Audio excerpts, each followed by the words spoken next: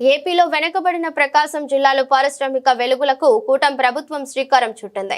ప్రకాశం జిల్లా కనిగిరి నియోజకవర్గం పీసీపల్లి మండలం దివాకరపల్లి గ్రామ సమీపంలో రిలయన్స్ న్యూ ఎనర్జీ సంస్థ ఏర్పాటు చేయనున్న ఇంటిగ్రేటెడ్ కాంప్రెస్డ్ బయోగ్యాస్ ప్లాంట్ కు విద్యా ఐటీ శాఖల మంత్రి నారా లోకేష్ ఈ రోజు శంకుస్థాపన చేశారు.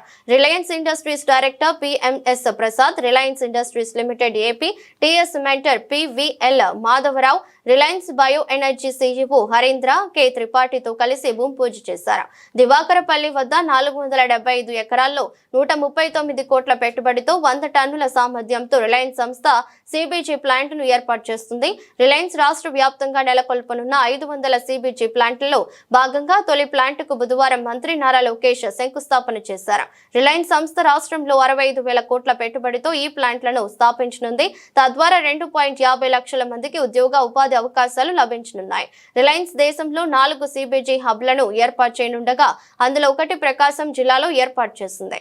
రిలయన్స్ ఫౌండర్ ధీరుభాయ్ అంబానీ గారికి చంద్రబాబు నాయుడు గారికి మంచి అనుబంధం ఉండేది. ఆనాడు చంద్రబాబు నాయుడు గారు దావోస్ కి వెళ్లే ముందల ముంబైకి వెళ్తే అది తెలుసుకున్న ధీరుభాయ్ అంబానీ గారు చంద్రబాబు నాయుడు గారిని స్వయంగా ఆయన ఇంటికి రమ్మని కోరారు. ఆనాడు మీటింగ్ లో టెలికాం రంగంలో మార్పులు వస్తున్నాయి, సంస్కరణలు వస్తున్నాయి, టెలికాం రంగంలో మీరు పెట్టుబడులు పెట్టండి అని కోరటం జరిగింది. గౌరవ ముఖ్యమంత్రి గారు చంద్రబాబు నాయుడు గారు దావోస్ కి 5 రోజులు తిరిగి వచ్చిన తర్వాత ధీరుభాయ్ అంబానీ గారు ఆనాడే ప్రకటించారు, రిలయన్స్ కంపెనీ టెలికాం లో పెద్ద ఎత్తున పెట్టుబడులు పెడుతుందని. అంతేకాదు చంద్రబాబు నాయుడు గారికి నమ్మకంతో ఆనాడు ధీరుభాయ్ అంబానీ గారు టెలికాం రంగంలోకి అడుగు పెట్టారు. ఆ తర్వాత అనుబంధం రిలయన్స్ చైర్మన్ ముఖేష్ అంబానీ గారితో కూడా కొనసాగింది. ప్రజా ప్రభుత్వం ఏర్పడిన తర్వాత నేను ముఖేష్ అంబానీ గారితో, అనంత్తో, అదే విధంగా వేదిక పైన Reliance industries executive director PMS Prasad గారిని కలిసి ఆంధ్ర రాష్ట్రంలో పెద్ద ఎత్తున పెట్టుబడులు పెట్టాలని కోరటం జరిగింది. వాళ్ళకి ఒకటే చెప్పా, Andhra Pradesh is of doing business కాదు, స్పీడ్ ఆఫ్ డూయింగ్ బిజినెస్ ఏంటో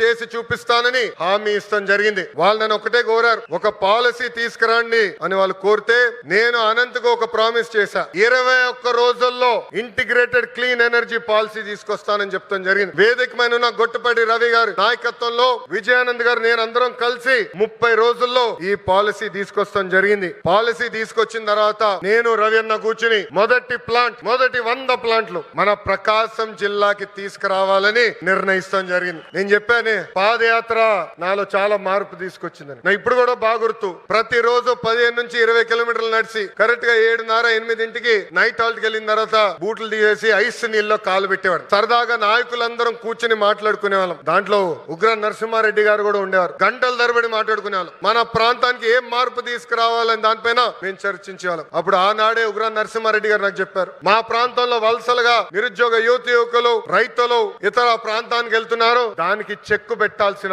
బాధ్యత మన పైన ఉంది బాబు అని చెప్పారు. అది గుర్తు పెట్టుకుని నేను గొట్టిపాటి రవి గారు కలిసి మొదటి ప్లాంట్ మన కనిగిరి నియోజకవర్గం తీసుకురావాలని నిర్ణయిస్తాం జరిగింది.